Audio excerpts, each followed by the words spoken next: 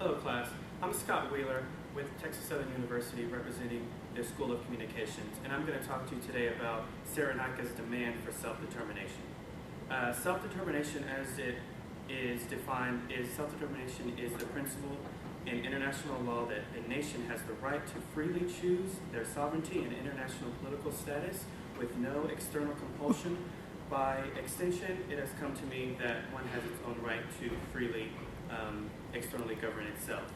And this is what Cyrenaica, which is located in Africa, and it is in Libya, east of the eastern region of Libya, actually the entire eastern region of Libya. And it's adjacent to two other regions, which is Tripolitania and Hasan. And so here you can see that as it relates to Cyrenaica is here, and Tripolitania is north of Hasan and Libya. And what Cyrenaica is wanting is to be able to govern itself. Currently, Cyrenaica is being governed by Tripoli, and that is a region that I just showed you that's next to Cyrenaica that's being governed by itself. Cyrenaica is wanting this self-determination to be able to govern itself because currently it's being governed, whether it's money and all of its natural resources are in Cyrenaica, but Tripoli is actually governing them along with Hasan.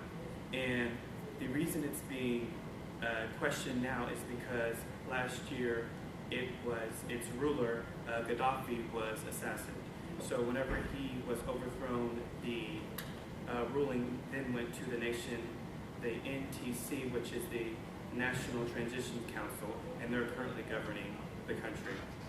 And one of the arguments that's been made that why Cyrenaica cannot govern itself is because it's saying that it hasn't done so in the past, but it had governed itself for at least 2 years. And the argument is that someone then can come over and take over a smaller country. And the reason why one would disagree with this, or I would disagree with this, is because Cyrenaica is its own self-contained country that can govern itself with its own political infrastructure. As far as the resources that are there, it has one of the largest amount of one of the largest amounts of oil reserve in Cyrenaica. Actually, 3/4 of Libya's vast oil reserve is in Cyrenaica, and it's actually the birthplace of the Libyan Civil War.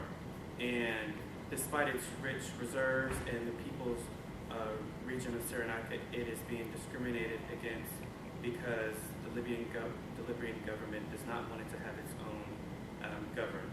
And for what reason is because whenever Gaddafi was assassinated, they then gave it to the NTC, and they're governing it now.